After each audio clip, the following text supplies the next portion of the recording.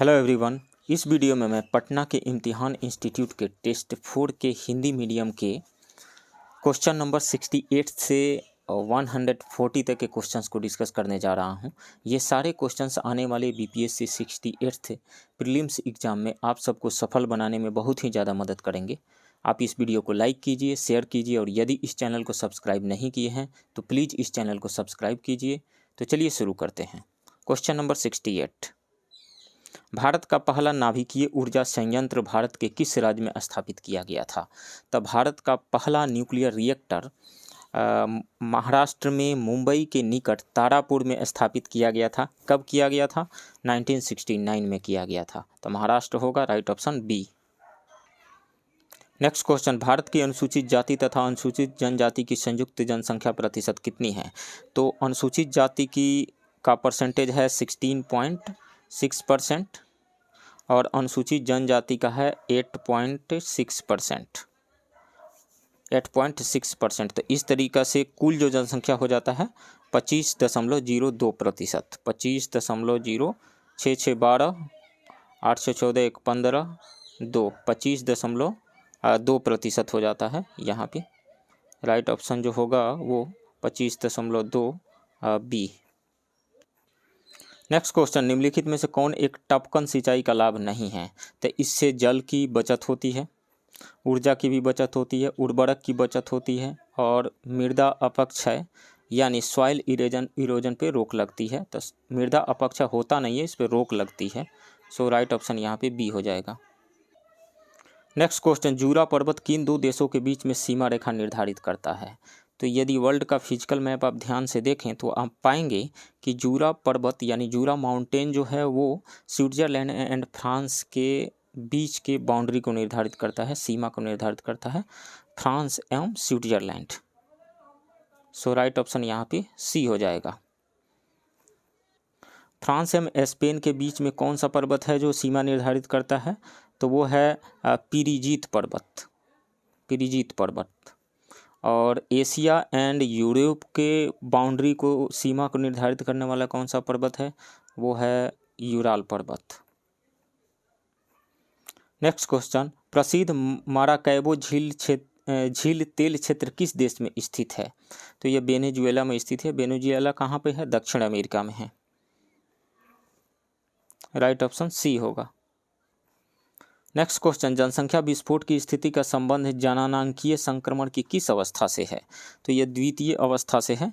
जनसंख्या विस्फोट का संबंध जननांकीय संक्रमण की द्वितीय अवस्था से है। इस अवस्था में मृत्यु दर में तेजी से कमी आती है जबकि जन्म दर उच्च रहता है।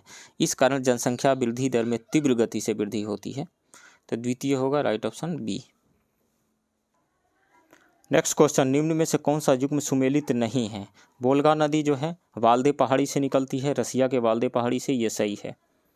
राइन नदी जो है आल्प्स पर्वत, उसका उद्गम स्थल जो है आल्प्स पर्वत है, यहाँ से निकलती है, ये भी सही है। टाइबर नदी जो है माउंट फुमेओलो से निकलती है, ये इटली में है, ये भी सही है। नाइपर जो रिवर है वो पिरेनीन पर्वत से नहीं निकलती है। नाइपर रिवर जो है वाल्दाई हिल्स से, रसिया के वाल्दाई हिल्स से निकलती है, और ये पिरेनीन पर्वत कहाँ पे है? फ्रांस एंड स्पेन के बॉर्डर पे है, फ्रांस एंड स्पेन में है। तो ये गलत है, डी गलत है। सो राइट ऑप्शन जो होगा वो डी होगा। कौन सा युग्म सुमेलित नहीं है? डी होगा। नेक्स्ट क्वेश्चन, जैव विविधता के ह्रास के प्रभावों में कौन एक शामिल नहीं है? एक ह्रास नहीं है, ह्रास है, लॉस ऑफ बायोडाइवर्सिटी है। जैव विविधता के ह्रास के प्रभाव में कौन एक शामिल नहीं है? आवासों का विनाश ये शामिल है। बायोडाइवर्सिटी लॉस होने से आवासों का विनाश होते जा रहा है। विदेशी प्रजातियों का प्रवेश, बिल्कुल, एक हैबिटेट का यदि नाश हो गया तो वो वहाँ की जो स्पीसीज है दूसरे हैबिटेट में जाती है, विदेशी प्रजातियों का प्रवेश होता है, तो ये भी शामिल है। प्रदूषण, बायोडाइवर्सिटी का जब ह्रास होगा मतलब अलग अलग स्पीसीज़ के यदि प्लांट्स है उनमें यदि ह्रास होते चला जाएगा, उनके वेराइटीज़ में कमी होती चली जाएगी, तो प्रदूषण तो जनरेट होगा ही, तो इसका प्रभाव प्रदूषण हो सकता है। खाद्य सुरक्षा, यदि बायोडाइवर्सिटी का ह्रास होगा अलग अलग तरह के पेड़ पौधे जानवर जब विलुप्त होते जाएंगे तो खाद्य सुरक्षा पे खतरा आ ही जाएगा, तो फूड सिक्योरिटी पे खतरा तो आ ही जाएगा। तो ये सभी शामिल है, कौन शामिल नहीं है, तो इसमें ई आंसर होना चाहिए, नन ऑफ द एबव होना चाहिए। नेक्स्ट क्वेश्चन, प्रकाश संश्लेषण की दर सबसे कम किस रंग के प्रकाश में होती है? तो प्रकाश संश्लेषण की दर कम या ज़्यादा किस बात पे निर्भर करेगा? इस बात पे निर्भर करेगा कि क्लोरोफिल जो पिगमेंट है उसको कौन ज़्यादा एक्साइट करता है, कौन सा कलर उसको ज़्यादा एक्साइट करता है, तो उसमें प्रकाश संश्लेषण की दर ज़्यादा होगी। तो यदि हम 7 कलर्स विजियोर में देखें 7 कलर्स, तो 7 कलर्स में से रेड कलर जो है वो क्लोरोफिल पिगमेंट को ज़्यादा एक्साइट करता है। इस कारण से रेड कलर में फोटोसिंथेसिस का रेट जो है रेड कलर के प्रेजेंस में वो ज़्यादा होता है, रेड कलर में ज़्यादा होता है। सबसे कम किस में होता है? वायलेट में होता है, बैगनी कलर में होता है। तो इसमें से कम किस रंग में होता है सबसे कम दर? तो बैगनी कलर में होगा, वायलेट कलर में। राइट ऑप्शन सी होगा। नेक्स्ट क्वेश्चन, सूची 1 एवं सूची 2 को सही सुमेलित कीजिए। सूची 1 में विटामिन दिया गया है, सूची 2 में उनका स्रोत दिया गया है। तो विटामिन ए का केमिकल नाम क्या है? रेटिनॉल है। ये पीले फलों में पाया जाता है, पीले फल जैसे गाजर हो गया, पपीता हो गया, इन सबों में पाया जाता है। तो ए का 3 हो जाएगा, पीले फलों में पाया जाता है।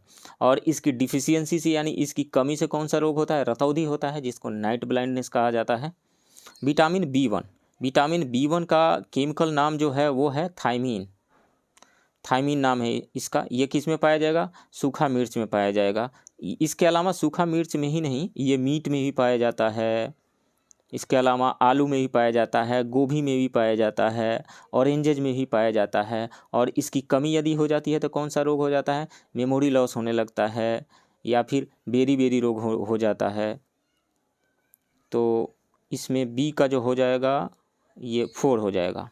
विटामिन बी6 का केमिकल नाम है पायराडॉक्सिन।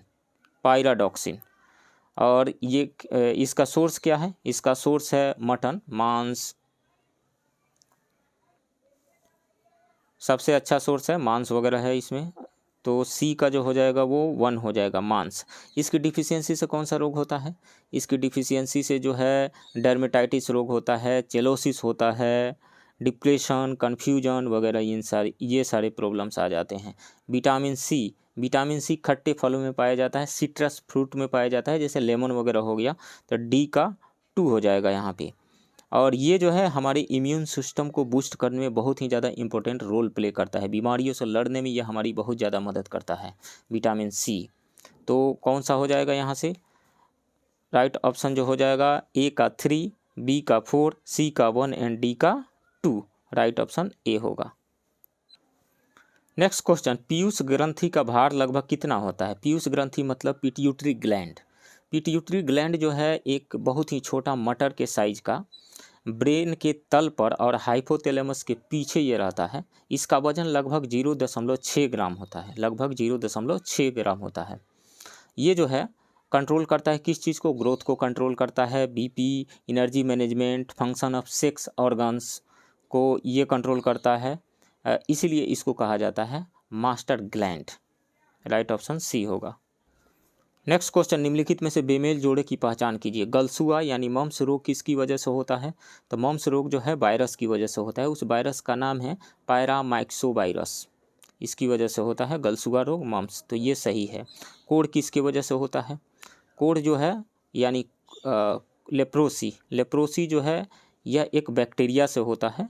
उस बैक्टीरिया का नाम है माइकोबैक्टीरियम लेप्री नाम है कोढ़ के बैक्टीरिया का, जिस बैक्टीरिया से होता है कोढ़ यानी लेप्रोसी। तो ये गलत हो जाएगा, ये वायरस जनित रोग नहीं है, बैक्टीरियल जनित रोग है, बैक्टीरिया से होता है। प्लेग जो होता है ये किसकी वजह से होता है? ये एक बैक्टीरिया से होता है। बैक्टीरिया का नाम है एर्सिनिया पेस्टिस नामक बैक्टीरिया से होता है प्लेग रोग। तो ये करेक्टली मैच्ड है, सही है। और एथलीट फुट्स किसकी वजह से होता है? डर्मेटोफाइट्स नामक एक फंगस है यानी कवक है, उसकी वजह से एथलीट फुट नामक रोग होता है। तो ये भी सही है। गलत कौन सा है? गलत बी है। कोढ़ जो है वायरल डिजीज नहीं है, बैक्टीरियल डिजीज है। सो राइट ऑप्शन जो होगा बी होगा। नेक्स्ट क्वेश्चन, निम्नलिखित में से कौन एक सत्य फल नहीं है, यानी ट्रू फ्रूट कौन नहीं है। तो ट्रू फ्रूट क्या होता है, सत्य फल क्या होता है, वैसा फल जो निषेचन के बाद अंडाशय यानी ओनली अंडाशय यानी ओनली ओवरी से विकसित होता है, उसको कहा जाता है सत्य फल। तो सत्य फल में कौन कौन से आ जाता है, मैंगो, टोमेटो, बनाना, अमरूद आ जाता है, आम आ जाता है, ये सारी चीज़ें आ जाती है। और कटहल जो है वो सत्य फल नहीं है। सो राइट ऑप्शन जो होगा वो डी होगा। नेक्स्ट क्वेश्चन, आम एवं बैगन में होने वाली लिटिल लीफ नामक बीमारी का कारण होता है। तो जस्ते की कमी यानी जिंक की कमी से होता है ये रोग। राइट ऑप्शन बी होगा। नेक्स्ट क्वेश्चन, निम्नलिखित में से कौन सा तत्व आरबीसी के निर्माण में सहायक नहीं है। तो आरबीसी के निर्माण के लिए चाहिए प्रोटीन चाहिए, आयरन चाहिए, विटामिन B12 चाहिए और फॉलिक एसिड चाहिए यानी B9 चाहिए। तो प्रोटीन, आयरन वगैरह जो मांस से मिल जाएगा, मटन वगैरह से मिल जाएगा। और एक आता है वो कीवी फल आता है, वो फॉलिक एसिड का, और भी फॉलिक एसिड के सोर्सेस तो है ही। कीवी फल वगैरह जो है वो भी फॉलिक एसिड का, फॉलिक अम्ल का एक अच्छा सोर्स है। इसलिए डॉक्टर लोग जो हैं जिनको डेंगू हुआ था, उनके शरीर में खून पर्याप्त मात्रा में बने, इसके लिए कीवी फल वगैरह है, इस सब को खाने के लिए सजेशन देते रहते हैं। तो प्रोटीन की ज़रूरत है, आयरन की ज़रूरत है, फॉलिक एसिड की ज़रूरत है, लेकिन लवण यानी सॉल्ट की ज़रूरत नहीं है। सो राइट ऑप्शन जो होगा वो सी होगा। आरबीसी बनता कहाँ है, यह अस्थि मज्जा में बनता है और इसका जीवन काल 20 से लेकर के 120 दिन तक होता है। और ये इसकी मृत्यु कहाँ पे होती है, यकृत या फिर प्लीहा में होता है। नेक्स्ट क्वेश्चन, निम्नलिखित में से किस विटामिन की कमी से इनीमिया नामक रोग होता है। तो वो है साइनोकोबालामिन। विटामिन B12 का नाम है साइनोकोबालामिन। विटामिन B12 का जो सबसे अच्छा सोर्स है वो मटन है, चिकन में भी पाया जाता है और मतलब डेयरी प्रोडक्ट में भी पाया जाता है, दूध वगैरह में भी पाया जाता है। इसकी कमी से इनीमिया हो जाता है, मतलब खून की कमी हो जाती है। राइट ऑप्शन यहाँ पे बी हो जाएगा। थायमिन क्या है, थायमिन विटामिन B1 है, इसकी कमी से बेरी बेरी नामक रोग होता है। और कैल्सीफेरोल क्या है, कैल्सीफेरोल जो है विटामिन D है, विटामिन D का नाम है कैल्सीफेरोल। इसकी कमी से क्या होता है, छोटे बच्चों में रिकेट्स नामक रोग हो जाता है और बड़े बच्चों में ऑस्टोमेलेसिया नामक रोग हो जाता है, कैल्सीफेरोल यानी विटामिन D की कमी से। इसका सिंथेसिस हमारे बॉडी में हो जाता है सोलर रेडिएशन के प्रेजेंस में। टोकोफिरॉल क्या है, टोकोफिरॉल जो है विटामिन ई का नाम है, टोकोफिरॉल जो है विटामिन ई का नाम है। और ये किस चीज़ों में पाया जाता है, सूखे फलों में पाया जाता है, जैसे बादाम हो गया, मूंगफली हो गया, अखरोट हो गया। और इसकी कमी से कौन सा रोग हो जाता है, बाल झड़ने लगता है, इसके अलावा नपुंसकता आ जाती है, यानी फर्टिलिटी प्रॉब्लम, फर्टिलिटी से रिलेटेड प्रॉब्लम्स आ जाते हैं टोकोफिरॉल यानी विटामिन ई की कमी से। ये सारी चीज़ें जो है जो आंसर शीट प्रोवाइड किया जाता है उसमें नहीं दिया जाता, हमें इसका आंसर तैयार करना पड़ता है। हर एक ऑप्शंस को जो भी ऑप्शंस दिया गया है, एक एक ऑप्शंस को डिस्क्राइब करने के लिए, डिस्कस करने के लिए हमें आंसर तैयार करना पड़ता है। जो इंस्टीट्यूट का आंसर प्रोवाइड किया जाता है उसमें सारे क्वेश्चंस के हर एक ऑप्शन का डिस्क्रिप्शन नहीं रहता है, अधिकांश क्वेश्चन का रहता है लेकिन सभी क्वेश्चंस का नहीं रहता है। नेक्स्ट क्वेश्चन, मगरमच्छ के शरीर में वसा कहाँ जमा होता है। तो मगरमच्छ अपने शरीर में वसा पूंछ में जमा करता है। पूंछ में जमा होने के कारण मगरमच्छ इस वसा का प्रयोग धीरे धीरे कर पाता है। शिकार नहीं मिलने की स्थिति में मगरमच्छ इस वसा का प्रयोग जीवित रहने के लिए करता है। तो पूंछ में राइट ऑप्शन डी होगा। नेक्स्ट क्वेश्चन, प्लाज्मा में जल की मात्रा कितनी होती है। तो प्लाज्मा जो है ब्लड का नॉन लिविंग लिक्विड पार्ट है और इसमें लगभग ये जो है ब्लड का लगभग 60% प्लाज्मा होता है, मतलब ब्लड का 60% लगभग भाग प्लाज्मा होता है और प्लाज्मा का लगभग 90% भाग जो है जल का होता है। प्लाज्मा में लगभग 90% भाग जल का होता है, शेष 7% प्रोटीन होता है और इसके अलावा 0.9% जो होता है वो सॉल्ट होता है एंड 0.1% ग्लूकोज होता है। तो इसमें से राइट ऑप्शन कौन सा हो जाएगा, राइट ऑप्शन जो होगा वो 90। प्लाज्मा में जल की मात्रा कितनी होती है, 90% होती है और ये रक्त का 60% भाग जो है प्लाज्मा से बना होता है, 60% प्लाज्मा होता है और प्लाज्मा का 90% भाग जो है वो जल का होता है। नेक्स्ट क्वेश्चन, किस ग्रंथि से निकलने वाले हार्मोन को लड़ो एवं उड़ो हार्मोन कहा जाता है? लड़ो एवं उड़ो मतलब फाइट और फ्लाइट, फाइट और फ्लाइट हार्मोन कहा जाता है। किसको? ये कहा जाता है अधिवीर ग्रंथि को, यानी एड्रीनल ग्लैंड को कहा जाता है, एड्रीनल ग्लैंड। एड्रीनल ग्लैंड जो है यहाँ से दो तरह के हार्मोन से स्रावित होते हैं। कौन कौन से? एड्रीनलिन, जो एड्रीनलिन और कार्टिसोल। एड्रीनलिन जो हार्मोन स्रावित होता है उसी को फाइट और फ्लाइट हार्मोन कहा जाता है, फाइट एंड फ्लाइट हार्मोन। और कार्टिसोल जो होता है वो एंटी एस्ट्रेस मतलब हार्मोन है, एंटी एस्ट्रेस हार्मोन है वो कार्टिसोल। तो दो तरह का हो गया, क्या? एड्रीनलिन, एड्रीनलिन, और दूसरा हो गया कॉर्टिसोल, कॉर्टिसोल। इसी को फाइट एंड फ्लाइट हार्मोन कहा जाता है। और ये एंटी एस्ट्रेस जो है हार्मोन है, एंटी एस्ट्रेस हार्मोन। और ये पिट्यूटरी ग्लैंड क्या है? पिट्यूटरी ग्लैंड जो है ये यहीं से ग्रोथ हार्मोन स्रावित होता है। ऑक्सीटोसिन के का स्त्रवण भी यहीं से होता है, यहीं रिस्पॉन्सिबल है। ऑक्सीटोसिन क्या करता है? मादा में दूध का स्राव करवाता है। और इसके अलावा हो गया आवर्टू ग्रंथि। आवर्टू ग्रंथि का मतलब हो गया थायराइड ग्लैंड, थायराइड ग्लैंड। यहाँ से थायरॉक्सिन नामक हार्मोन जो है निकलता है। और उसके बाद में परा आवर्टू ग्रंथि, हिंदी में कुछ विशेष तरह का नाम दिया गया है, इसका इंग्लिश होता है पैराथायराइड ग्लैंड। पैराथायराइड हार्मोन यहाँ से स्रावित होता है। और ये जो पैराथायराइड हार्मोन जो है वो बॉडी में कैल्शियम के ऑब्जर्प्शन के लिए कैल्शियम के ऑब्जर्प्शन के लिए ये है रिस्पॉन्सिबल है। कौन सा? Parathyroid hormone. तो पैराथायराइड हार्मोन जो है CA यानी कैल्शियम ऑब्जर्प्शन के लिए रिस्पॉन्सिबल है। सो राइट ऑप्शन यहाँ पे कौन सा हो जाएगा? B हो जाएगा। इसी को लड़ो एवं उड़ो हार्मोन कहा जाता है। नेक्स्ट क्वेश्चन, शरीर में पोषी तंत्र एवं तंत्रिका तंत्र की समुचित क्रिया हेतु किस खनिज की आवश्यकता होती है? तो शरीर में मैग्नीशियम का कार्य पेशी तंत्र एवं तंत्रिका तंत्र के सामान्य कार्य संपन्न करना है। साथ ही यह कैंसर से बचाव के लिए भी आवश्यक होता है। यह खनिज मुख्य रूप से सब्जियों से प्राप्त होता है। तो कौन सा हो गया? Magnesium, Mg। राइट ऑप्शन जो होगा वो C। नेक्स्ट क्वेश्चन, दीवारों पर चूने की सफ़ेदी करने के 2-3 दिन बाद चमक किस कारण आती है? तो चूना क्या होता है? CaO, कैल्शियम ऑक्साइड है, यानी क्विकलाइम ये हो गया। इसमें आप H2O मिला दीजिए तो ये बन जाता है कैल्शियम हाइड्रोक्साइड, CaOH का होल ट्वाइस बन गया। अब इसका घोल बना दिया, मतलब वाटर में जब इसको डिजोल्व कर दिया, इसका घोल बना लिया, इसका पेंट बना लिया और दीवारों पर इससे पेंटिंग कर दिया। तो जब पेंटिंग कर दिए तो 2-3 दिनों के बाद में ये क्या करता है? ये कार्बन डाइऑक्साइड से ये रिएक्शन कर लेता है। कार्बन डाइऑक्साइड जो प्रेजेंट है वातावरण में, उससे कार्बन डाइऑक्साइड से रिएक्शन करके क्या बना लेता है? कैल्शियम कार्बोनेट बना लेता है, CaCO3 + H2O बना लेता है, कैल्शियम कार्बोनेट। और ये जो कैल्शियम कार्बोनेट बनाया यहीं जो है चमक बढ़ा देता है दीवार का, यहीं चमकने लगता है। अंडे का जो कवच है किससे बना होता है? कैल्शियम कार्बोनेट से ही बना होता है।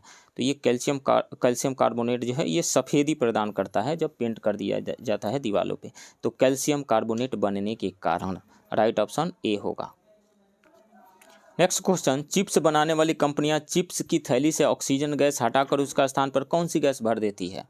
तो देखिए ऑक्सीजन क्या करेगा? चिप्स की थैली, चिप्स किस में छाना गया है? तला किस में गया है? फैट में तला गया है, यानी तेल में तला गया है। तेल में जब तला गया है, फैट में तला गया है और ऑक्सीजन वहाँ पे प्रेजेंट रहेगा तो उसका ऑक्सीडेशन हो जाएगा, उस फैट का ऑक्सीडेशन हो जाएगा और चिप्स जो है ख़राब हो जाएगा कम ही टाइम में, यानी कुरकुरापन उसका ख़त्म हो जाएगा कम ही टाइम में। तो बेहतर यह है कि उस ऑक्सीजन को रिमूव कर दिया जाए और कम रिएक्टिव गैस को उसमें भर दिया जाए, लगभग इनर्ट गैस को भर दिया जाए।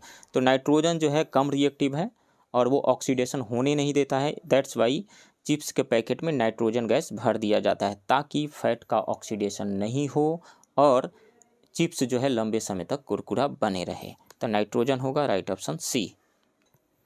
नेक्स्ट क्वेश्चन, वाष्पीकरण के संदर्भ में निम्न में से सत्य कथन चुनिए। वाष्पीकरण, इवेपोरेशन। तो मान लीजिए कि ये कंटेनर है या कोई भी वाटर बॉडी है, इसमें वाटर रखा गया है, ये उसका सरफेस है, इसमें वाटर रखा गया सरफेस है। तो ये सरफेस का जो वाटर है आसपास के अपने वातावरण से हीट गेन करके हीट गेन करके और ये लिक्विड फेज से गैसियस फेज में कन्वर्ट हो जाता है, मतलब गैस फेज में वेपर में कन्वर्ट हो जाता है बिलो बॉइलिंग पॉइंट से कम टेम्परेचर पर। इसी को तो कहा जाता है इवेपोरेशन यानी वाष्पीकरण, इसी को कहा जाता है। और ये सरफेस पर के जो वाटर हैं इसी का वाष्पीकरण शुरू होता है, इसी का। तो ये कौन सी घटना है? यह एक सतही परिघटना है, मतलब यह एक सरफेस फिनोमिनन है। तो ये सही है, सरफेस फिनोमिनन है, बिल्कुल सही बात है। इसकी दर तापमान पे निर्भर करती है, बिल्कुल। जब तापमान पे तो निर्भर करेगी, जैसे गर्मी के अभी ठंडे के मौसम में या बरसात के मौसम में, ठंड के मौसम में आप पानी छिड़क दीजिए और फिर गर्मी के मौसम में पानी छिड़किए, देखिए पहले कौन सा सूखता है? गर्मी के मौसम वाला पानी पहले सूखेगा ना, क्योंकि तापमान बढ़ने से टेम्परेचर इंक्रीज करने से रेट ऑफ इवेपोरेशन यानी वाष्पीकरण का दर भी इंक्रीज हो जाता है। तो ये तो सही है। आर्द्रता यदि वातावरण में आर्द्रता कम है तो वाष्पीकरण जल्दी होगा यानी इवेपोरेशन जल्दी होगा।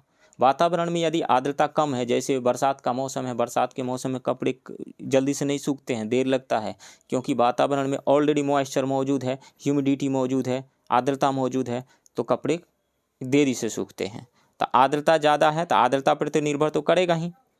इसके अलावा वायु की गति पर भी तो निर्भर करता है ना, वायु की गति पर निर्भर करता है, मतलब हवा जब चलने लगता है तो कपड़े जल्दी से सूख जाते हैं। हवा सुखाने के लिए क्या किया जाता है? जैसे मान लीजिए पंखे चला करके कोई कपड़ा भीगा है और उसको रूम में फैला दीजिए और पंखा चला दीजिए, देखिए जल्दी से सूख जाता है। और बिना पंखा चलाए रख दीजिए, देखिए देरी से सूखता है। इसका मतलब है कि विंड का स्पीड यदि इंक्रीज कर जाता है, हवा की गति बढ़ जाती है, तो इवेपोरेशन का रेट भी बढ़ जाता है। तो इन तीनों बात पे डिपेंड करता है, तापमान पे यानी टेम्परेचर पे, आर्द्रता यानी ह्यूमिडिटी पे, वायु की गति यानी विंड स्पीड पे डिपेंड करता है। तो ये बिल्कुल सही है। इससे ठंडक उत्पन्न होती है। ठंडक क्यों उत्पन्न होती है? ये स्टेटमेंट तो सही है। ठंडक क्यों उत्पन्न होती है? देखिए ये क्या करता है, जैसे हम अपने हथेली पे ले लेते हैं, हथेली पे ले लें तो हमारे हाथों से क्या करेगा, पानी जो है, या एल्कोहल ले लीजिए, एल्कोहल इथाइल एल्कोहल ले लीजिए और अपने हाथों पे रख लीजिए, जैसे सैनिटाइज़र वगैरह हो गया, नेल पॉलिश हो गया, हम अपने हथेली पे रख देते हैं तो क्या होता है, ये हमारे हाथों से क्या करता है, हीट को गेन करके इवेपोरेट हो जाता है। हीट को गेन किया तो हमारे हाथों से हीट को गेन किया तो क्या ठंडक महसूस तो होगा ना। तो ये जो है अपने आसपास के वातावरण से हीट को गेन कर रहा है।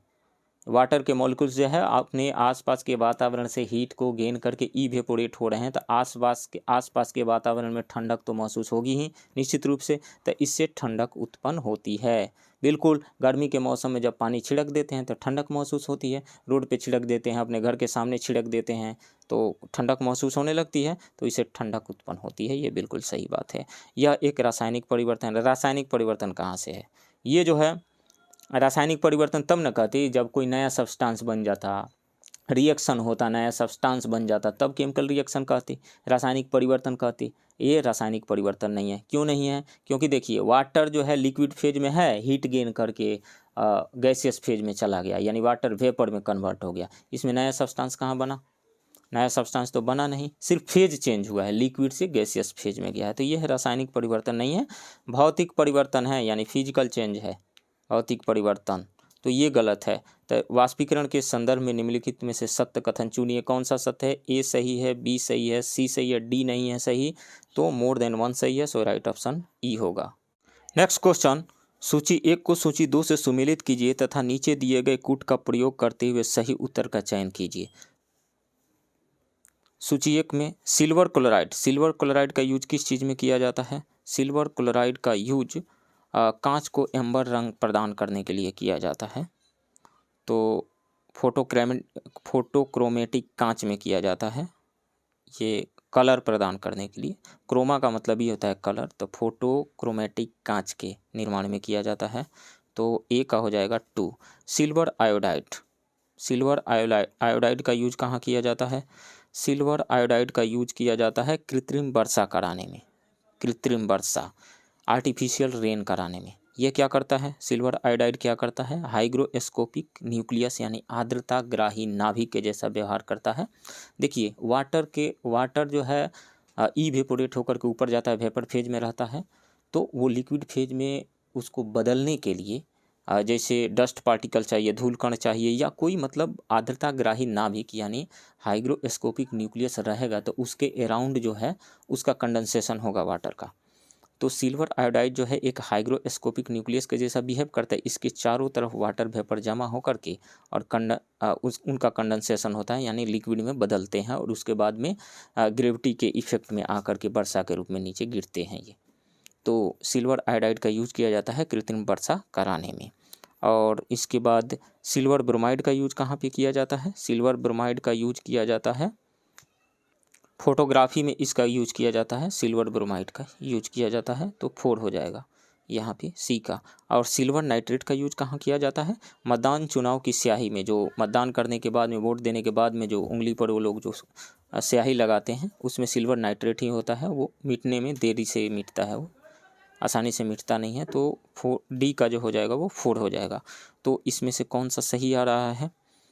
ए का 2, बी का 3, सी का 4 एंड डी का 1। राइट ऑप्शन सी होगा।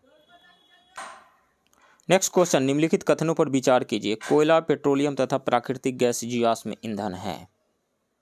ये सही है। कोयला, पेट्रोलियम तथा प्राकृतिक गैस जीवाश्म ईंधन ही है। करोड़ों, लाखों करोड़ों साल पहले जो भी जीवाश्म थे वो अर्थ क्रस्ट के अंदर दब गए, जैसे पेड़ पौधे, जीव जंतु दब गए, और उन्हीं का जो शरीर है, उनके शरीर के अंदर जो फ्लूइड है वो बदल गया पेट्रोलियम में, और जो पेड़ पौधे रहे उनका जो पार्ट जो रहा, रिमेनिंग पार्ट जो रहा, वो कोयले में कन्वर्ट हो गया। तो ये सारी चीज़ें जो है जीवाश्म ईंधन है। तो ये स्टेटमेंट सही है। गैसोहोल बेंजीन तथा एल्कोहल का मिश्रण है। गैसोहोल बेंजीन तथा एल्कोहल का मिश्रण नहीं है, ये इथेनॉल तथा पेट्रोल का मिक्सचर है। गैसोलीन में जो है 90% पेट्रोल होता है, गैसोलीन में 90% पेट्रोल होता है एंड 10% इथाइल एल्कोहल होता है, C2H5OH, C2H5OH होता है 10%। तो ये गलत है। भूतापीय ऊर्जा एक अपारंपरिक ऊर्जा स्रोत है। तो भूतापीय ऊर्जा जो है एक अपारंपरिक ऊर्जा स्रोत है, बिल्कुल ये स्टेटमेंट सही है। जियोथर्मल एनर्जी, अर्थ क्रस्ट के अंदर जैसे जैसे हम नीचे जाते हैं टेम्परेचर इंक्रीज करते जाता है, बहुत ही ज़्यादा टेम्परेचर इंक्रीज करते जाता है। तो अर्थ के क्रस्ट के अंदर का जो टेम्परेचर है बहुत ही हाई है। इस कारण से जितने ही मेटल है वहाँ पे मोल्टेन स्टेट में पाए जाते हैं। तो यदि उस थर्मल एनर्जी का यूज इलेक्ट्रिसिटी जनरेट करने में किया जाए, जैसे उससे स्टीम बना लिया जाए वाटर को, और वाटर उस स्टीम को हाई स्पीड से टरबाइन पे एग्जर्ट कराया जाए, उसको तो टरबाइन रोटेट करेगा जिससे इलेक्ट्रिसिटी जनरेट हो सकता है। तो उसका यूज करके इलेक्ट्रिसिटी जनरेट किया जा सकता है जियोथर्मल एनर्जी का। तो ये सही है और यह एक अपारंपरिक सोर्स है। अपारंपरिक का यहाँ पर क्या मतलब है? Non conventional source of energy है ये। गोबर गैस में मुख्यतः मीथेन होता है, बिल्कुल गोबर गैस में मुख्यतः मीथेन ही होता है, इसे कार्बन डाइऑक्साइड वगैरह भी होता है, लेकिन मुख्यतः मीथेन होता है, ये सही है। तो 1, 3 और 4 सही है, 2 गलत है। तो इसमें से 1, 3 और 4 राइट ऑप्शन डी होगा, यही सही है। नेक्स्ट क्वेश्चन, निम्नलिखित में से किन बहुलकों का उपयोग बुलेट प्रूफ वस्तुओं को बनाने में किया जाता है? तो पॉलीकार्बोनेट का यूज किया जाता है। पॉलीकार्बोनेट व्यापक रूप से बुलेट प्रूफ सामग्री बनाने में उपयोग किए जाने वाला बहुलक है। लेमिनेशन नामक प्रक्रिया में साधारण कांच के टुकड़ों के बीच एक पॉलीकार्बोनेट सामग्री बिछाकर बुलेट प्रूफ ग्लास बनाया जाता है। इसके साथ ही केवलर जो है, केवलर का प्रतिरोध, उसकी उच्च शक्ति और कम वजन के कारण भी इसका बुलेट प्रूफ जैकेट बनाने में इसका यूज किया जाता है, जो बंदूक की गोलियों से रक्षा करता है। तो इसमें से मोर देन 1 हो जाएगा, right option E. Next question, uranium 238 प्राकृतिक रूप से विघटित होकर यानी नेचुरली डिकम्पोज होकर कौन से तत्व में बदल जाता है?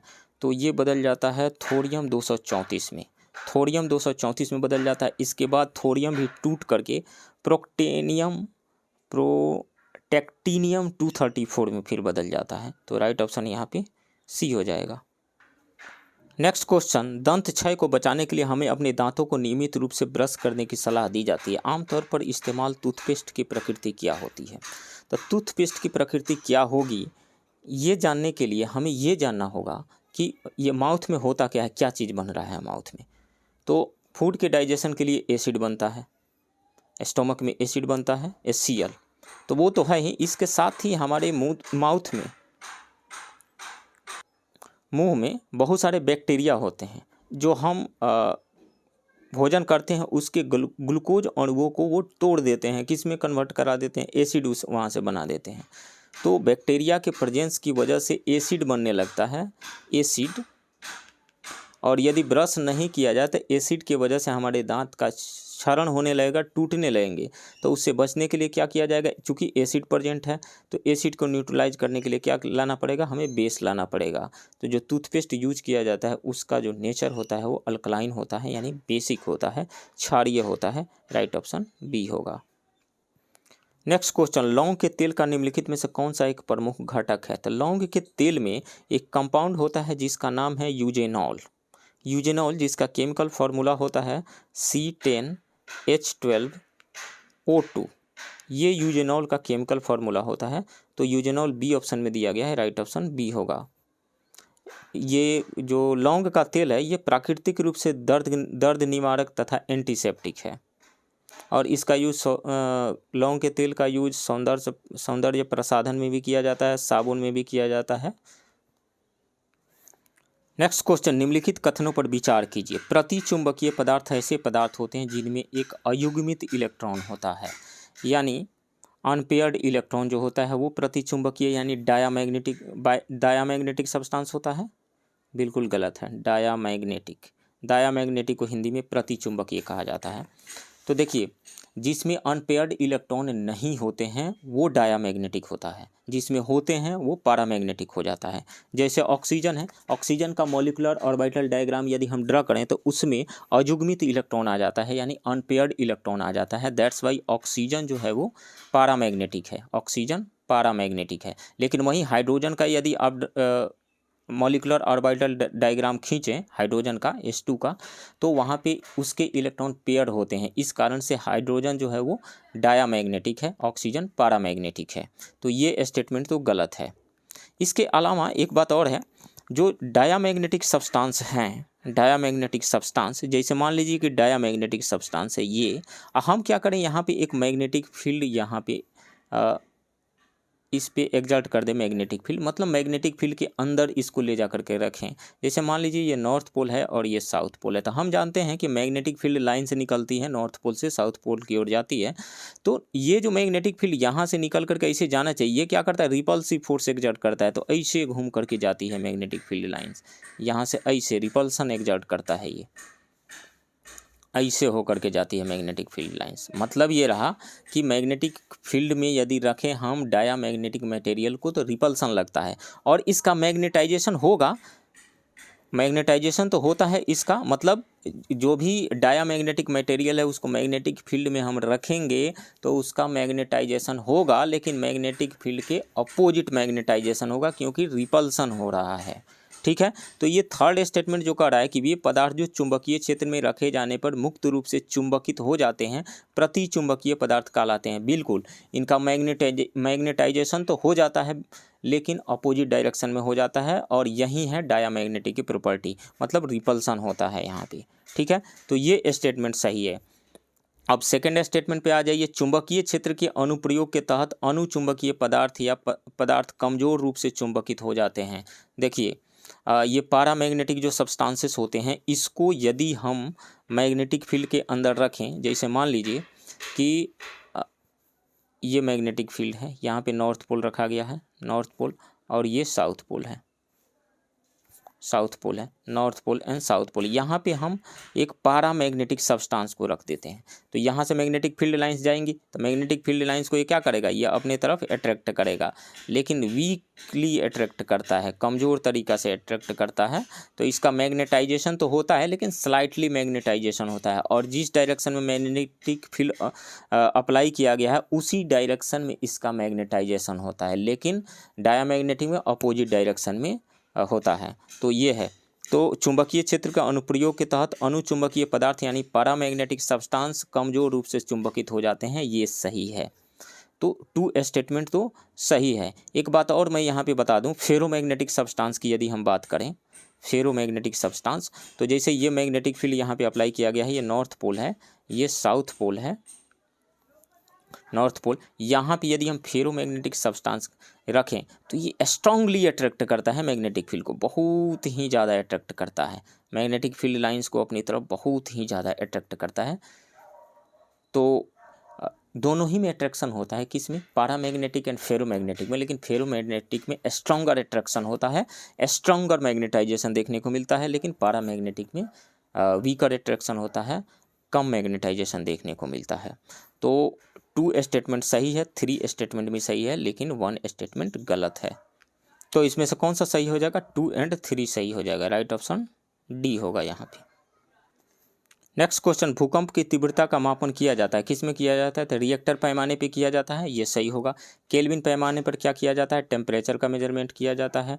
डेसिबल में क्या, ध्वनि यानी साउंड, और पास्कल में साउंड की तीव्रता को डेसिबल में मेजर किया जाता है, और पास्कल में क्या, प्रेशर को मेजर किया जाता है, राइट ऑप्शन ए होगा यहाँ पे। नेक्स्ट क्वेश्चन, निम्नलिखित में से कौन सर्वोत्तम गुण वाला कोयला है, तो कोयले का यूज किस लिए हम फ्यूल के रूप में कर रहे हैं। अब फ्यूल वहीं अच्छा होगा जिसमें कार्बन कंटेंट ज़्यादा होगा, यानी कोयला वहीं अच्छा होगा जिसमें कार्बन कंटेंट ज़्यादा होगा। तो पीट की यदि बात करें हम, पीट कोयला जो होता है ये, इसमें 40%, 40 से 55%, मतलब 40% से कम कार्बन कंटेंट पाया जाता है इसमें, लेस देन 40% कार्बन कंटेंट पाया जाता है इसमें। और इसके बाद में लिग्नाइट की यदि हम बात करें तो लिग्नाइट में 40 to 55% कार्बन कंटेंट पाया जाता है, 40 to 55% कार्बन कंटेंट पाया जाता है। वहीं बिटुमिनस की बात करें तो यहाँ पे 40 to 80% कार्बन कंटेंट पाया जाता है, 40 to 80% कार्बन कंटेंट। और एंथ्रासाइट की बात करें तो एंथ्रासाइट में 80 to 95% कार्बन कंटेंट पाया जाता है, 80 to 95%। तो किस में ज़्यादा कार्बन कंटेंट है, एंथ्रासाइट में है, तो यही सबसे अच्छा कोयला होगा ना, राइट ऑप्शन सी होगा। नेक्स्ट क्वेश्चन, जब कोई निकाय स्वतंत्र रूप से पृथ्वी की ओर गिरता है तो उसकी कुल ऊर्जा का क्या होता है। तो मान लीजिए कि ये अर्थ सरफेस है, ये अर्थ सरफेस है, अर्थ किसी ऑब्जेक्ट को अपनी सेंटर की ओर अट्रैक्ट करे, यहाँ से जस्ट एक ऑब्जेक्ट को ड्रॉप किया जा रहा है, ड्रॉप किया गया है, फेंका नहीं गया है, और फ्रीली गिरने के लिए इसको छोड़ दिया गया, यानी यहाँ पे u इज इक्वल टू कितना है, स्पीड कितना है, 0 है। तो यहाँ पर काइनेटिक एनर्जी कितनी होगी, kinetic energy is equal to 0 होगी। पोटेंशियल h हाइट से मान लो गिरा रहे हैं हम इसको, h हाइट से, तो यहाँ की पोटेंशियल एनर्जी कितनी हो जाएगी, potential energy is equal to हो जाएगा कितना, mgh हो जाएगा, mgh पोटेंशियल एनर्जी हो जाएगी। तो टोटल एनर्जी यहाँ पे ऑब्जेक्ट के पास कितना है, टोटल एनर्जी mgh है, mgh। अब देखो जैसे जैसे ये नीचे आएगा, हाइट कम होते चला जाएगा, तो पोटेंशियल एनर्जी क्या होगा, पोटेंशियल एनर्जी जो होगा वो डिक्रीज होते चला जाएगा, डिक्रीज होगा पोटेंशियल एनर्जी। दूसरी बात क्या है, काइनेटिक एनर्जी की यदि हम बात करें तो जैसे जैसे नीचे आएगा स्पीड बढ़ेगा, स्पीड बढ़ने की, स्पीड क्यों बढ़ेगा, क्योंकि फोर्स डाउनवर्ड डायरेक्शन में एक्ट कर रहा है ना, एक्सेलरेशन है, दैट्स वाई स्पीड इंक्रीज होगा। स्पीड इंक्रीज होने से काइनेटिक एनर्जी इंक्रीज होगा, पोटेंशियल एनर्जी डिक्रीज होगा। लेकिन हर एक पॉइंट पे पोटेंशियल एनर्जी और काइनेटिक एनर्जी का जो जोड़ होगा, सम होगा, वो हमेशा mgh के इक्वल ही आएगा। यानी यूँ कहें कि इसका मैकेनिकल एनर्जी जो है हमेशा कांस्टेंट रहेगा, कंजर्व रहेगा। इसके साथ ही टोटल एनर्जी भी इसका, यहाँ पे तो टोटल एनर्जी क्या है, इसका मैकेनिकल एनर्जी ही है, तो टोटल एनर्जी भी इसका रिमेन सेम रहेगा। देखिए दो चीज़ें आती है, एक तो मैकेनिकल एनर्जी और एक total energy. Mechanical energy conserve रहता है, उसके लिए कुछ कंडीशंस हैं, जैसे कंजर्वेटिव फोर्सेस ही सिर्फ लग रहे हों या नॉन कंजर्वेटिव फोर्स लग रहे हों तो उनका वर्क डन 0 हो, तब टोटल मैकेनिकल एनर्जी कंजर्व रहता है। लेकिन टोटल एनर्जी, मैं मैकेनिकल की बात नहीं कर रहा हूँ, टोटल एनर्जी जो है हमेशा कंजर्व रहता है। एनर्जी को न तो क्रिएट किया जा सकता है और न ही डिस्ट्रॉय किया जा सकता है। तो ये कुल ऊर्जा की बात कह रहा है, तो कुल ऊर्जा हमेशा कांस्टेंट रहेगा, और इस केस में मैकेनिकल एनर्जी भी कांस्टेंट रहेगा, निश्चित रूप से कांस्टेंट रहेगा। तो टोटल ऊर्जा किसी भी निकाय की, किसी भी सिस्टम का हमेशा रिमेन कंजर्व रहता है, रिमेन सेम रहता है, राइट ऑप्शन डी होगा। नेक्स्ट क्वेश्चन, एक्स किरणें क्या है, यानी एक्स रेज क्या है। एक्सरे का खोज किसने किया था, WC रोंटगेन ने किया था। और एक्सरे है क्या, सबसे पहली बात तो यह है कि ये एक्सरे जो है एक इलेक्ट्रोमैग्नेटिक वेव है, EM वेव है, इलेक्ट्रोमैग्नेटिक वेव है एक्सरे। और इसका वेवलेंथ कितना होता है, इसका वेवलेंथ होता है 0.01 नैनोमीटर से लेकर के 10 नैनोमीटर के बीच में होता है, 10 नैनोमीटर तक होता है, 10 नैनोमीटर तक होता है, 0.01 नैनोमीटर से लेकर के 10 नैनोमीटर तक। और ये एक इलेक्ट्रोमैग्नेटिक वेव है, और चूंकि इसका वेवलेंथ तो बहुत ही कम है, इस कारण से यह एक शॉर्ट वेव है। तो इलेक्ट्रॉन की किरणें हैं, बिल्कुल नहीं, ये इलेक्ट्रॉन की किरण है ही नहीं। बहुत लंबे तरंग दैर्घ्य के विद्युत चुंबकीय विकिरण है, बिल्कुल नहीं। लंबा इसका तरंग दैर्घ्य कहाँ है, बहुत ही छोटा है, तो ये गलत होगा। बहुत कम तरंग दैर्घ्य का विद्युत चुंबकीय विकिरण है, बिल्कुल। शॉर्ट वेव इलेक्ट्रोमैग्नेटिक वेव है ये, तो ये सही होगा। ये दृश्य विकिरण है, दृश्य विकिरण मतलब विजिबल है, क्या एक्सरे दिखता है, नहीं दिखता है, ये गलत है, तो सी सही होगा यहाँ पे। नेक्स्ट क्वेश्चन, जब एक कार की गति दोगुनी कर दी जाती है तब उसको उतनी ही दूरी में रोकने के लिए ब्रेक बल यानी ब्रेकिंग फोर्स कितना होगा, कितना अप्लाई करना होगा। तो इस क्वेश्चन को सोल्व करने के लिए मान लीजिए कि ये कार है और यहाँ पे ला करके इसको रोकना है, एस डिस्टेंस पे ला करके इसको रोक देना है हमें।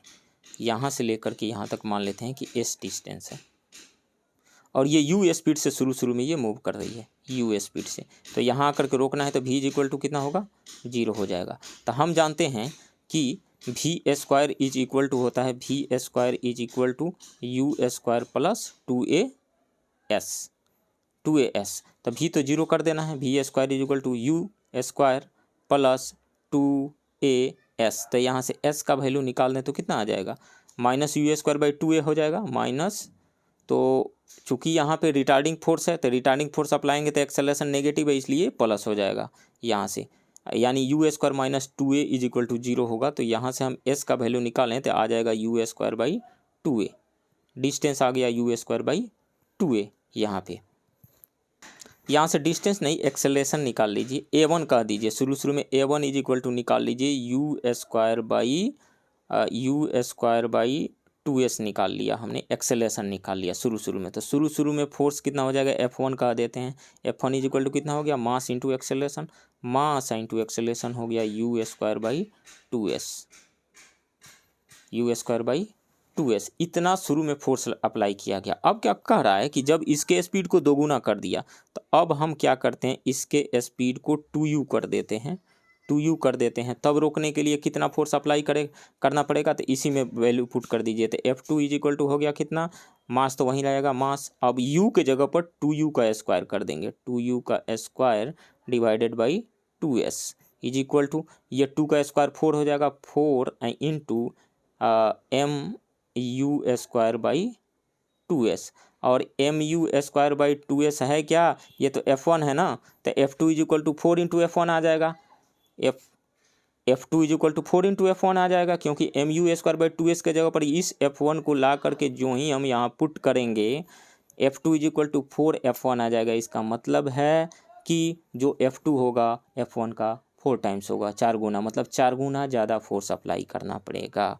तो कौन सा ऑप्शन यहाँ पे सही आएगा, 4 गुना कौन सा है, ए ऑप्शन सही आ रहा है, 4 गुना 4 टाइम्स जो है हमें फोर्स ज़्यादा अप्लाई करना पड़ेगा, फोर्स को 4 टाइम्स करके अप्लाई करना पड़ेगा, राइट ऑप्शन ए होगा। नेक्स्ट क्वेश्चन, निम्नलिखित में से किसका बीमीय सूत्र आवेग के लिए सूत्र के समान है। तो आवेग क्या होता है उसको जे से दिखाते हैं। देखिए, जब कोई बहुत बड़ा force short duration of time के लिए लगे तो फोर्स और टाइम के मल्टीप्लिकेशन को आवेग यानी इम्पल्स कहा जाता है। जैसे बैट्समैन है, बैट्समैन की तरफ कोई बॉलर बॉल फेंक रहा है और बैट्समैन जो है शॉट लगाता है, तो बॉल बैट के कांटेक्ट में बहुत ही शॉर्ट ड्यूरेशन ऑफ टाइम के लिए आता है और बैट्समैन बहुत लार्जर फोर्स उस पर एक्सर्ट करता है। तो उस स्थिति में फोर्स और जो टाइम जितने टाइम में बॉल कांटेक्ट में आया था, फोर्स और टाइम ड्यूरेशन को मल्टीप्लाई करते हैं तो इम्पल्स आ जाता है। तो impulse J is equal to होता है फोर्स इंटू टाइम, और न्यूटन का सेकेंड लॉ क्या कहता है, फोर्स कितना होता है, rate of change of linear momentum is called force, यानी संवेग में परिवर्तन की दर को बल कहते हैं। तो बल के जगह पर, फोर्स के जगह पर क्या लिख लेंगे हम, डेल्टा पी यानी लीनियर मोमेंटम में चेंज बाई डेल्टा टी लिख देंगे, इंटू डेल्टा टी एक तो और आया ही हुआ है टाइम, ये डेल्टा टी से डेल्टा टी कट गया, क्या आया, डेल्टा पी आया, और ये डेल्टा पी क्या है, P2 माइनस P1 है। इसका मतलब है कि final linear momentum minus initial linear momentum है। तो जे का फॉर्मूला आ गया final linear momentum minus initial linear momentum. अब जरा आ जाइए क्वेश्चन पे, कह रहा है कि बीमीय सूत्र आवेग के सूत्र के समान किसका होगा, बल तो आवेग के सूत्र बल का कितना होता है। तो सबसे पहली बात यह है कि यहाँ आवेग का बीमीय सूत्र निकालिए। चूँकि लीनियर मोमेंटम का चेंज है तो लीनियर मोमेंटम ही आएगा। तो लीनियर मोमेंटम होता है P is equal to M V होता है। तो हम लिख देंगे m कॉमन लेंगे तो यहाँ से V2 माइनस V1 आ जाएगा, V2 माइनस V1। तो m का हो गया kg। अब वेलोसिटी में से वेलोसिटी को घटाएंगे तो वेलोसिटी का यूनिट ही आएगा मीटर पर सेकेंड, मीटर पर सेकेंड। तो क्या आया, इम्पल्स का जो यूनिट आया क्या आया, केजी मीटर पर सेकेंड। यदि इसका बीमा लिखें यानी डायमेंशन लिखें तो के का हो गया m, लेंथ का हो गया l और t-1, ml/-1 आया किसका, इम्पल्स का क्या बीमीय सूत्र आया। और बल का क्या होता है, केजी मीटर पर सेकेंड स्क्वायर होता है, यहाँ आया है केजी मीटर पर सेकेंड। बल का क्या होता है, केजी मीटर पर सेकेंड स्क्वायर होता है, तो बल के इक्वल तो नहीं है, ये गलत है। संवेग, संवेग का भी होता है केजी मीटर पर सेकेंड। यहाँ देखिए P = mv है तो m का हो गया केजी, अभी का हो गया मीटर पर सेकेंड। तो संवेग का भी बीमीय सूत्र क्या होगा, सेम होगा संवेग के परिवर्तन के बीमीय सूत्र के। और संवेग का परिवर्तन किसके इक्वल है, इम्पल्स के है। तो मतलब संवेग का जो यूनिट है वहीं इम्पल्स का यूनिट होगा, तो संवेग होगा यहाँ पे। तो संवेग तो सही हो गया पहली बात। बल आघूर्ण यानी टॉर्क क्या होता है, टॉर्क = होता है मोमेंट ऑफ फोर्स, यानी F moment of force, F dot R को कहा जाता है, F डॉट R को, F क्रॉस R को कहा जाता है, F क्रॉस R नहीं, R क्रॉस F को कहा जाता है, R क्रॉस F को टॉर्क कहा जाता है। यानी R इंटू F का मल्टीप्लिकेशन, R क्या है मीटर, अब फोर्स क्या हो गया, फोर्स हो गया केजी मीटर पर सेकेंड। तो टॉर्क का क्या हो गया, केजी मीटर स्क्वायर पर सेकेंड स्क्वायर। तो बल आघूर्ण का क्या हो गया, केजी मीटर स्क्वायर पर सेकेंड स्क्वायर। केजी मीटर पर सेकेंड के इक्वल नहीं है तो बल आघूर्ण के इक्वल नहीं होगा इम्पल्स का यूनिट। संवेग के परिवर्तन की दर, संवेग के परिवर्तन के दर के भी इक्वल नहीं है, संवेग के परिवर्तन के इक्वल है, संवेग के परिवर्तन के दर के इक्वल नहीं है। सो राइट ऑप्शन यहाँ पे बी हो जाएगा, सिर्फ संवेग हो जाएगा। संवेग में परिवर्तन दिया रहता तो संवेग में परिवर्तन के यूनिट के इक्वल है, लेकिन संवेग में परिवर्तन के दर के इक्वल नहीं है, तो इसलिए डी को हम काट रहे हैं, बी ही यहाँ पे आंसर होगा। नेक्स्ट क्वेश्चन, प्रकाश का रंग किसके द्वारा निर्धारित किया जाता है। तो प्रकाश का रंग निर्धारित होता है उसके वेवलेंथ से, यानी तरंग दैर्घ्य से। राइट ऑप्शन जो होगा वो सी होगा, तरंग दैर्घ्य। जैसे विबजियोर की यदि बात करें हम, विबजियोर की बात करें तो सबसे रेड कलर का जो वेवलेंथ होता है सबसे हाईएस्ट होता है, मतलब लेफ्ट से राइट जाएंगे तो वेवलेंथ इंक्रीज होगा।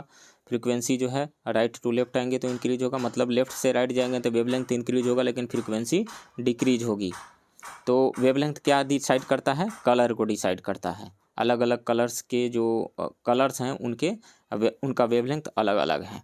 तो ये हो गया तरंगदैर्घ्य। तरंगदैर्घ्य होता क्या है, जैसे दो श्रृंग या लगातार के दो श्रृंगों के बीच की दूरी या लगातार के दो गर्त के बीच की दूरी को वेवलेंथ कहा जाता है, या लगातार के दो कंप्रेशंस के बीच की दूरी या लगातार के दो रेयरिफेक्शंस के बीच की दूरी को क्या कहा जाता है, तरंगदैर्घ्य कहा जाता है। आयाम क्या है, ये मैक्सिमम डिस्प्लेसमेंट है। जैसे मान लीजिए कि स्ट्रिंग का वेव हम ले लेते हैं, इसे है तो स्ट्रिंग का पार्टिकल ऊपर कितना अपने मीन पोजीशन से कितना डिस्प्लेस हुआ है या कितना मीन पोजीशन से नीचे आया हुआ है, तो मैक्सिमम डिस्प्लेसमेंट जो होता है वो आयाम कहलाता है, यानी एम्पलीट्यूड कहलाता है। तीव्रता, तीव्रता क्या होती है, जैसे मान लीजिए कि ये एक कोई रीजन है, ये कोई रीजन है 1 मीटर स्क्वायर का, 1 मीटर स्क्वायर का एक एरिया है।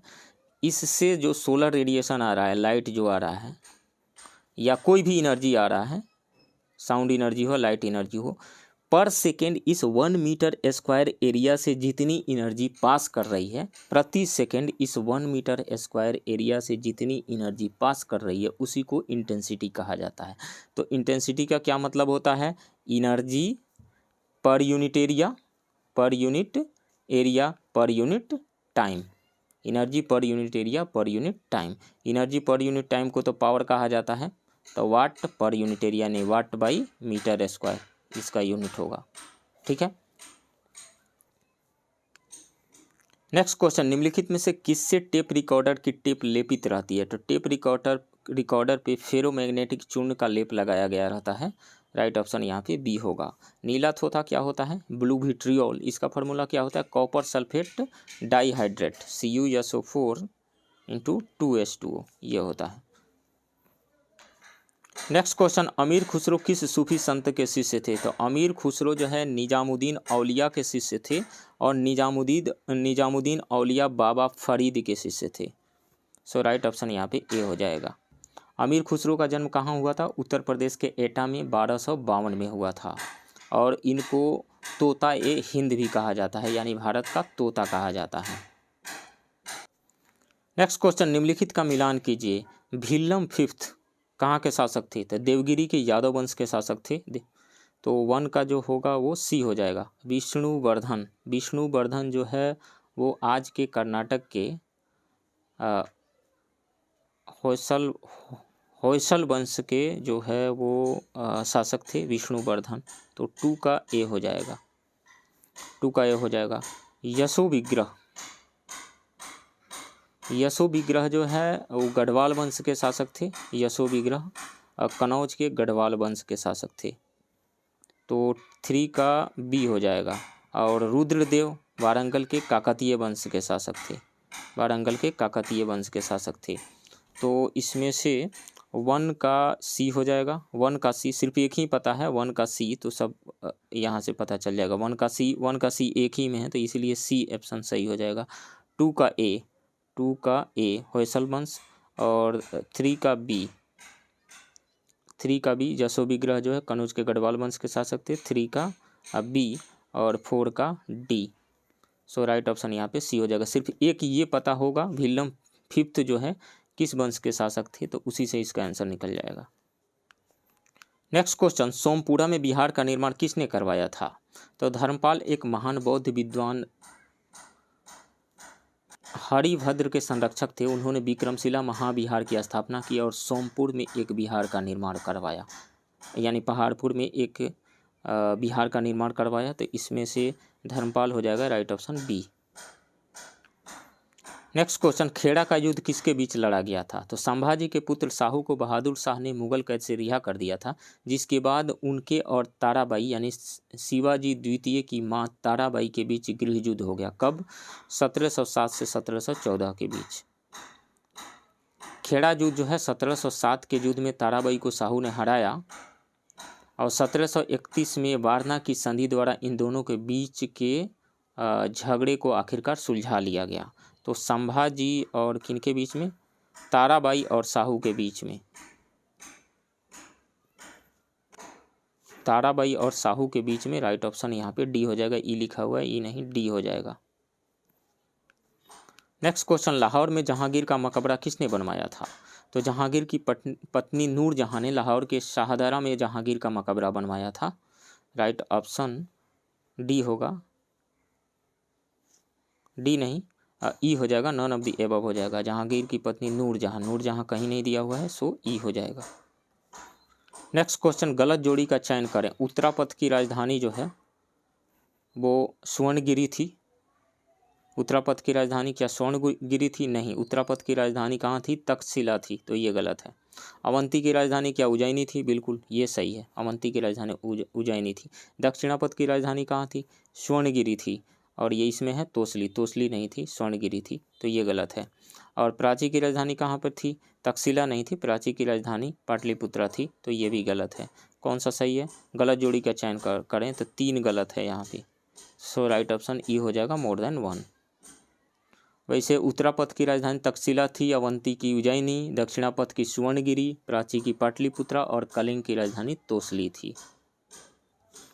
नेक्स्ट क्वेश्चन, संस्कृत का प्रथम शिलालेख कौन सा था? तो जूनागढ़ शिलालेख गद्य और पद्य दोनों शैली में लिखा गया है। यह शिलालेख रुद्रदामन से संबंधित है और संस्कृत में पहला शिलालेख है। जूनागढ़, राइट ऑप्शन सी होगा। नेक्स्ट क्वेश्चन, चंद्रगुप्त द्वितीय के 9 रत्नों में कौन शामिल नहीं था? तो 9 रत्न में वरुचि थे, धन्वंतरी थे, शंकु भी थे, लेकिन राजशेखर नहीं थे। राजशेखर गुर्जर राजा महिपाल के दरबार में रहते थे, तो डी गलत होगा। कौन शामिल नहीं था? राइट ऑप्शन यहाँ पे डी हो जाएगा। ऐसे 9 रत्नों में कौन कौन लोग शामिल थे? तो 9 रत्नों में कालिदास, अमर सिंह, शंकु, धन्वंतरी, छपनक, बेताल भट्ट, वरुचि, घटकपर, बराह मिहिर थे। नेक्स्ट क्वेश्चन, कौन सा बौद्ध ग्रंथ भिक्षुओं और भिक्षुणियों के लिए नियम और विनियमों से संबंधित है? तो यदि हम देखें तो सुत्त पिटक में क्या चीज़ें दी गई है? बुद्ध की शिक्षाएं शामिल की गई है सुत्त पिटक में, तो ये तो नहीं होगा। पिटक की यदि बात करें तो विनय पिटक में संघ या बौद्ध मठों में रहने वाले लोगों के लिए नियमों का संग्रह दिया गया है विनय पिटक में, तो ये सही हो जाएगा, बी हो जाएगा। और अभिधम पिटक में क्या है, बौद्ध दर्शन से जुड़े विषय शामिल किए गए हैं अभिधम पिटक में, तो ये भी नहीं होगा। महावस्तु जो है हीनयान सिद्धांत को प्रस्तुत करता है, सो ये नहीं होगा, राइट ऑप्शन यहाँ पे सी बी होगा, विनय पिटक। नेक्स्ट क्वेश्चन, हर्षवर्धन के शासनकाल में युद्ध और शांति के लिए मुख्य अधिकारी कौन था? तो हर्षवर्धन के शासनकाल में युद्ध और शांति के अधिकारी को अवंती कहा जाता था। अवंती जो है युद्ध और शांति के सर्वोच्च मंत्री हुआ करता था, राइट ऑप्शन यहाँ पे ए हो जाएगा। और कुंतला घुड़सवार सेना का सेनापति हुआ करता था कुंतला। और स्कंदगुप्त क्या होता था, हाथी सेना के कमांडेंट को स्कंदगुप्त कहा जाता था। और अभिलेखों के रक्षक को ईश्वरगुप्त कहा जाता था। अभिलेखों के रक्षक को ईश्वरगुप्त, हाथी सेना के कमांडेंट को स्कंदगुप्त, और घुड़सवार सेना का सेनापति कुंतला कहलाता था। और युद्ध और शांति के सर्वोच्च मंत्री जो है वो अवंती कहलाता था।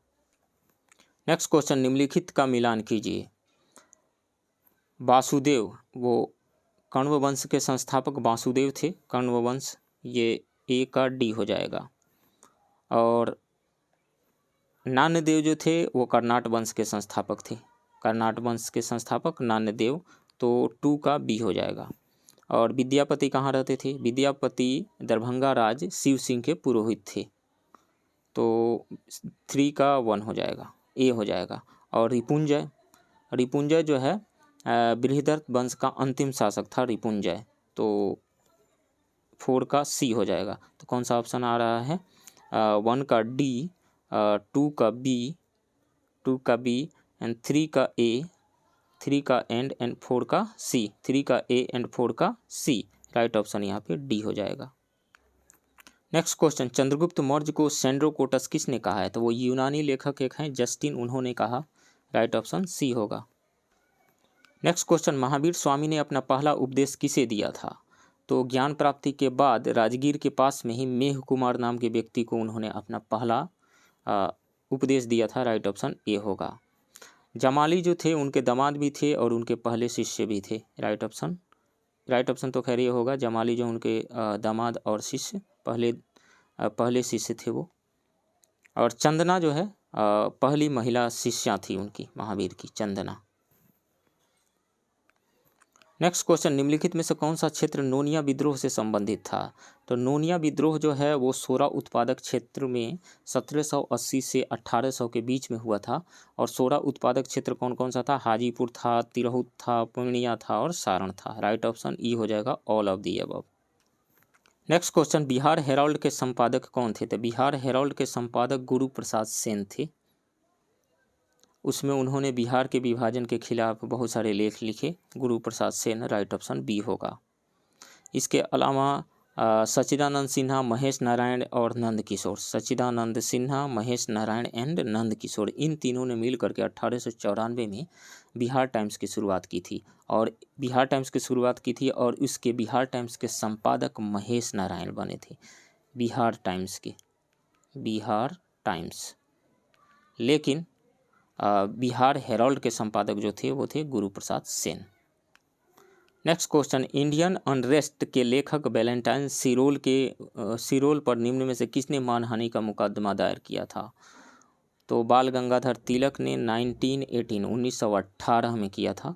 इंग्लैंड जाने का उन्होंने निर्णय लिया था मानहानि का मुकदमा करने के लिए, तो लोकमान्य तिलक हो जाएगा, right option B. Next question, दक्षिण अफ्रीका में गांधी जी द्वारा इंडियन ओपिनियन समाचार पत्र का प्रकाशन किस वर्ष शुरू किया गया था? 1903 में शुरू किया गया था। 1903 में इंडियन ओपिनियन नामक साप्ताहिक समाचार पत्र की शुरुआत महात्मा गांधी जी ने की थी।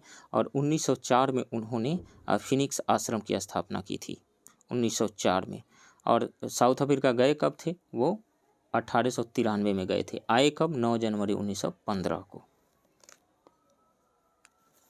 नेक्स्ट क्वेश्चन, गांधी जी का संबंध निम्न में से किस किसान आंदोलन से था? यदि देखें तो ये चारों किसान आंदोलन ही है, लेकिन गांधी जी का संबंध जो है चंपारण सत्याग्रह से था और खेड़ा विद्रोह से था, तो ये 2 से थे। किस आंदोलन से? तो राइट ऑप्शन यहाँ पे ई हो जाएगा, मोर देन 1। और तेभागा आंदोलन जो है 1946 में बंगाल का एक किसान आंदोलन था और लगान कम करने से संबंधित यह आंदोलन था 1946 में बंगाल में। बारदोली सत्याग्रह 1928 में गुजरात में प्रांतीय सरकार ने लगान को बढ़ा करके गुजरात की प्रांतीय सरकार ने लगान को बढ़ा करके 22% कर दिया था और सरदार पटेल के लीडरशिप में इस आंदोलन को बारदोली सत्याग्रह किया गया था। अब बाद में प्रेशर पड़ने पे गवर्नमेंट इसको वापस ले लिया, 22% लगान की दर को वापस करके कम करके घटा करके 6.0% पर कर दिया था, 6.03% कर दिया था। तो इन दोनों से महात्मा गांधी नहीं जुड़े थे, दो ही से जुड़े थे, चंपारण सत्याग्रह एवं खेड़ा सत्याग्रह से। नेक्स्ट क्वेश्चन, स्वतंत्रता संघर्ष में किस आंदोलन के दौरान गांधी जी द्वारा 1 वर्ष में स्वराज का लक्ष्य तय किया गया था? तो वो था असहयोग आंदोलन में। उनका मानना था कि यदि असहयोग आंदोलन किया गया, अहिंसक आंदोलन किया गया तो 1 साल में स्वराज की प्राप्ति हो जाएगी। राइट ऑप्शन ए होगा। नेक्स्ट क्वेश्चन, निम्नलिखित में से किस युद्ध में यह तय हो गया कि कौन भारत पर शासन नहीं करेगा? तो पानीपत के प्रथम युद्ध में तो तय नहीं हुआ था। पानीपत का प्रथम युद्ध 1526 में हुआ था बाबर और इब्राहिम लोदी के बीच में, तो ये सही नहीं होगा। पानीपत का द्वितीय युद्ध नवंबर 1526 में हुआ था, हेमू और अकबर की सेना के बीच में हुआ था, तो ये भी सही नहीं होगा। वांडीवास का युद्ध कब हुआ था? वांडीवास का युद्ध 1760 में हुआ था, ब्रिटिश एंड फ्रांसीसी सेना के बीच में हुआ था, तो ये भी नहीं होगा। पानीपत का तृतीय युद्ध 14 जनवरी 1761 को मराठा और अहमद शाह अब्दाली की सेना के बीच पानीपत का तृतीय युद्ध हुआ था। इस युद्ध में 18,000 मराठा मारे गए। हार से आहत पेशवा भी कुछ दिन ही जीवित रह सके। इस युद्ध ने मराठों के अखिल भारतीय साम्राज्य के स्वप्न को चकनाचूर कर दिया। पानीपत के तृतीय युद्ध ने यह निर्णय नहीं किया कि भारत पर कौन शासन करेगा, बल्कि यह निर्णय किया कि अब कौन शासन नहीं करेगा, यानी भारत पे अब मराठा शासन नहीं कर पाएंगे। राइट ऑप्शन डी होगा। नेक्स्ट क्वेश्चन, मुगल सम्राट ने किस वर्ष ईस्ट इंडिया कंपनी पर जजिया कर लगाया? तो औरंगजेब ने 1680 में ईस्ट इंडिया कंपनी पर जजिया कर लगाया और उसके बदले में कंपनी को सूरत के अलावा सभी जगह सीमा शुल्क रहित व्यापार करने की अनुमति दे दी। कब? 1680 में। राइट ऑप्शन सी होगा। नेक्स्ट क्वेश्चन, वारेन हेस्टिंग्स द्वारा द्वैध शासन की समाप्ति के पश्चात निम्न में से कौन सा निर्णय लिया गया?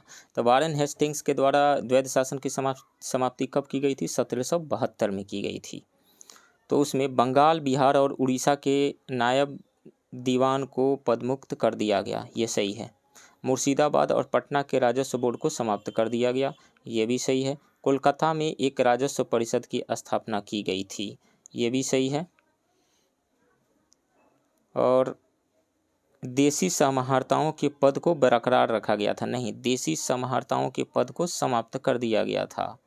देशी समाहर्ताओं के स्थान पर अंग्रेजी समाहर्ताओं की नियुक्ति की गई थी, तो ये गलत है, 4 गलत है। तो 4 गलत जो ही हो गया, ये गलत, ये बी गलत, डी गलत, सी गलत, बच गया ए। 1 2 3 राइट ऑप्शन ए होगा। नेक्स्ट क्वेश्चन, निम्नलिखित में से किस विद्रोह को फकीर विद्रोह के नाम से भी जाना जाता है, पुकारा जाता है? तो सन्यासी विद्रोह को फकीर विद्रोह कहा जाता है। राइट ऑप्शन डी होगा यहाँ पे। सन्यासी विद्रोह 1770 में प्रारंभ हुआ था, किंतु 19वीं शताब्दी के दूसरी दशक 1820 तक चलता रहा। इस विद्रोह का प्रमुख कारण तीर्थयात्रियों द्वारा तीर्थ स्थानों पर यात्रा करने पर प्रतिबंध लगाया जाना था। आंदोलन में हिंदू एवं मुसलमानों की एक समान भागीदारी रही, इसलिए इसे फकीर विद्रोह के नाम से भी पुकारा जाता है। मजनूम शाह, चिराग अली, मूसा शाह, भवानी पाठक तथा देवी चौधरानी इस विद्रोह के प्रमुख नेता थे। राइट ऑप्शन डी होगा। मुआमरिया विद्रोह कहाँ हुआ था? ये असम के अहोम किंगडम में हुआ था।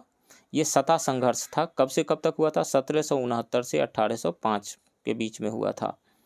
इसके अलावा चेरो विद्रोह कब हुआ था? चेरो विद्रोह तो झारखंड के पलामू जिले में स्थानीय राजा एवं कंपनी के द्वारा जब जागीरदारों यानी चेरों से जमीन छीनी जाने लगी, तब वहां के जमींदारों ने राजा तथा कंपनी के विरुद्ध विद्रोह कर दिया था। और उसके नेता कौन थे? वहां के जमींदार भूषण सिंह इस आंदोलन के नेतृत्व किए थे। ये कब हुआ था? 1800 से 1802 के बीच में हुआ था। चेरो विद्रोह झारखंड के पलामू क्षेत्र में हुआ था। और बघेरा विद्रोह कब हुआ था? ये बघेरा विद्रोह क्या था? बघेरा विद्रोह 1818 के आसपास में हुआ था।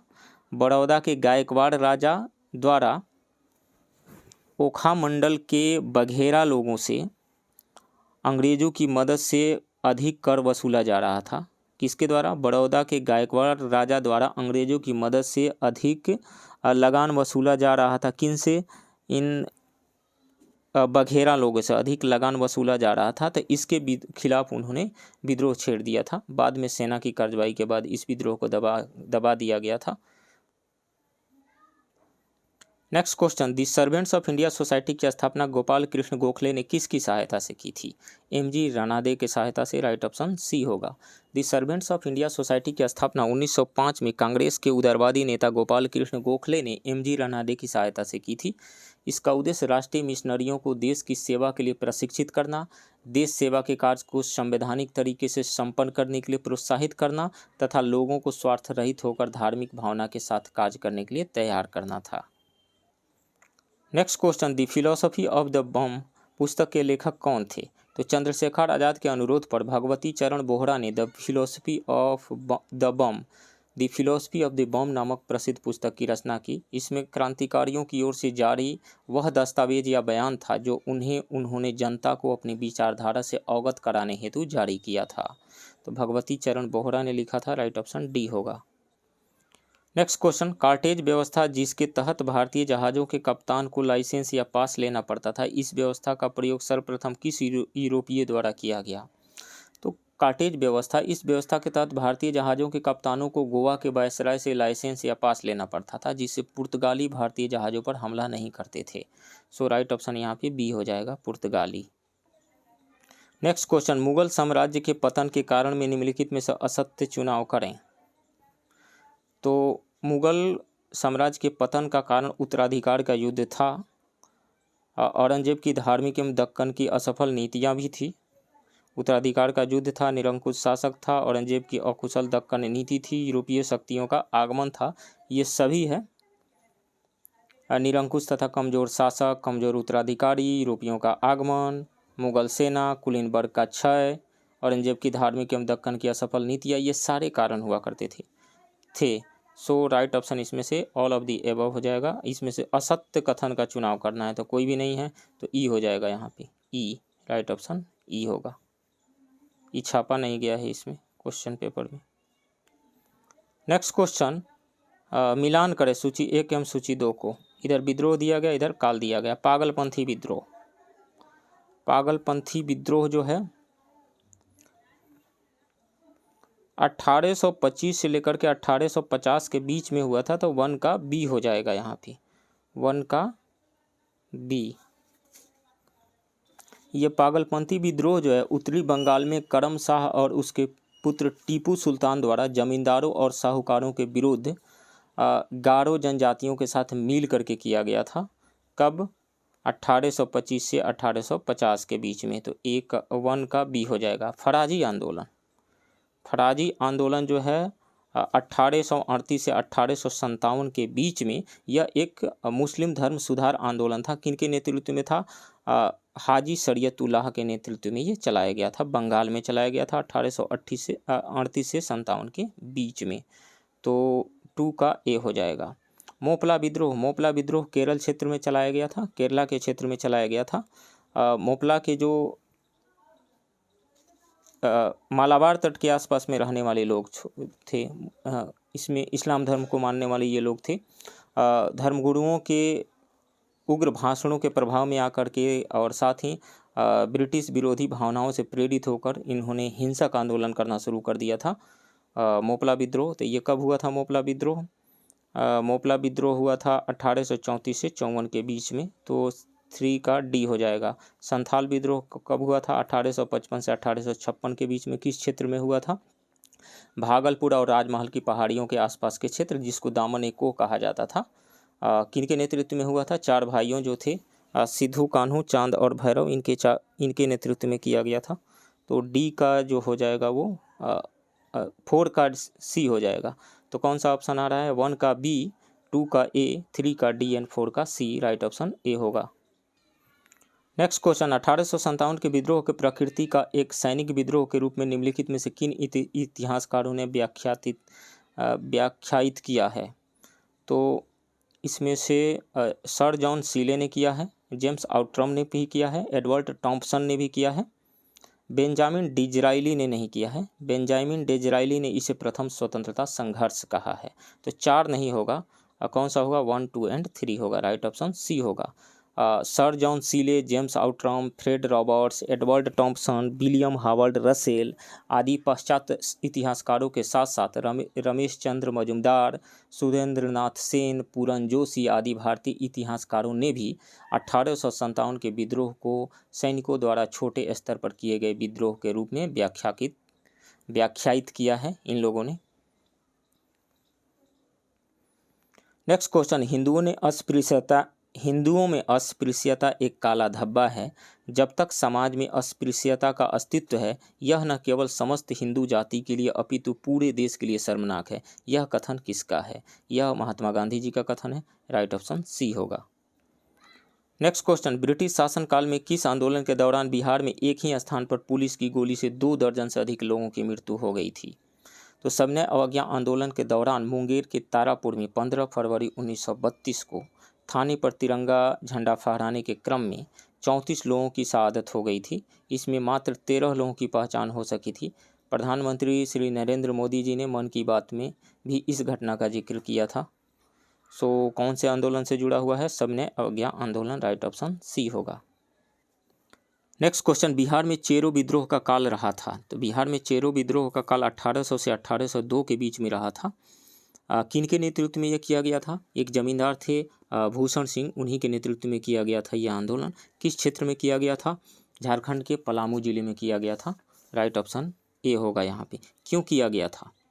तो झारखंड के पलामू जिले में स्थानीय राजा एवं कंपनी के द्वारा जब जागीरदारों यानी चेरों की जमीन को छीनी जाने लगी, तब वहाँ के जमींदारों ने राजा तथा कंपनी के विरुद्ध विद्रोह छेड़ दिया था।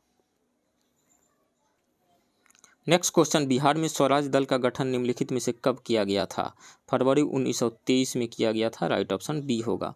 बिहार में स्वराज दल का गठन फरवरी 1923 में किया गया था। श्री नारायण प्रसाद इसके प्रथम अध्यक्ष एवं अब्दुल बारी इसके प्रथम सचिव बने थे।